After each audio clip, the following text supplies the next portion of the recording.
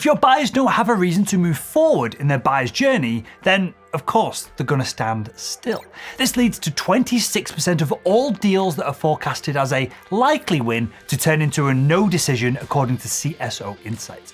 That is a massive, massive amount of revenue that you're probably leaving on the table every single quarter. It could be the difference between hitting quota and absolutely smashing it. So let's take a look at why this happens and what we need to do to create so much urgency in our buyers that they get the deal done quicker than ever before. Now, the main thing that kills urgency in B2B sales is what's called the pain of implementation. And this is where the buyer has casually come to the conclusion that the pain of implementing your solution and then seeing the benefits is more painful than just plodding along with the issues that they're currently facing. For example, let's say that someone is dramatically overweight.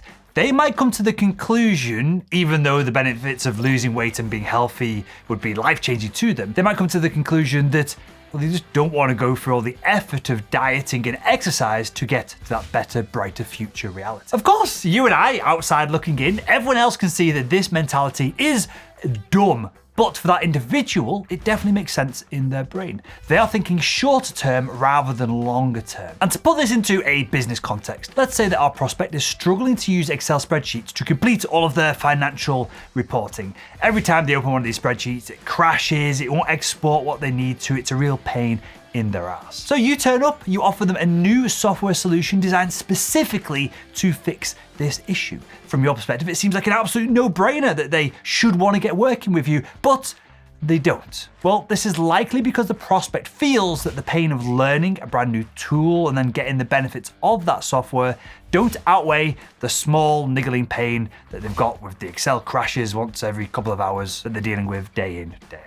This is so common for salespeople to see that there is an obvious solution to a problem, and then for the buyer to go, well, I just can't be asked making the changes to implement that solution. And practically now, you will know if there is a lack of urgency in your deals because of the pain of implementation if you hear objections like, I just don't have the time and energy to implement this now, or I'll be looking at this with you next quarter. So, okay, well, that all then begs the question, how do we turn these objections on their head? How do we add more urgency to deals, and how do we get them over the line, which is what we're getting paid to do, right? So to do that, we need to enforce what's called the reality gap. Now, if the buyer that you're engaging with does not have a clear understanding of their current reality and the bigger, brighter, bolder future reality that they can move towards, if they took just that little bit of action, then they can trick themselves into getting into a state of procrastination. Now, the inverse of this is also true. If the prospect truly knows the risk of staying where they are, and they are absolutely educated and excited about moving forward to that bigger, bolder future reality, then the level of urgency in this person's conversation is going to be way, way more than what we need to get the deal done. So it is our job as sales professionals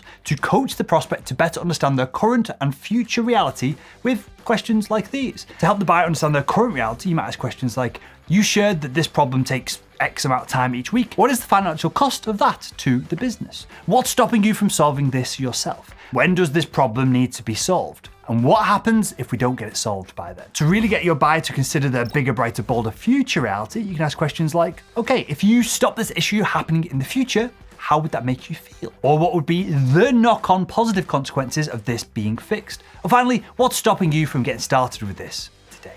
These questions need to be asked consistently throughout the entire sales process. This is because buyers get distracted very, very easily. Sure, right now in your initial discovery call with a prospect, you might be their main priority, but tomorrow, something else is going to break. They're going to have another issue. The next day, their wife is threatening to leave them, and so they're not on the ball at work. The next week, maybe they're not even sure they want to be working at this company anymore at all. And this is what so many people get wrong throughout the entirety of long, complex B2B sales cycles, urgency needs to be managed at all times. If you've not spoken to your prospect for a couple of weeks, the buying temperature is gonna decrease. The prospect might have been past the point of what we call the activation energy. This is the amount of energy or temperature in the system that's required for a deal to get done. And they might have been past that last time you spoke to them, but since then, you've had no engagement, the buyer temperature has dropped, there's been a bunch of other crap dumped on their desk, a bunch of other priorities have come up, a bunch of other fires and issues have been started, and so the urgency has essentially disappeared. That means that consistently throughout the entirety of the buyer's journey, you need to keep reinforcing the pain of the current reality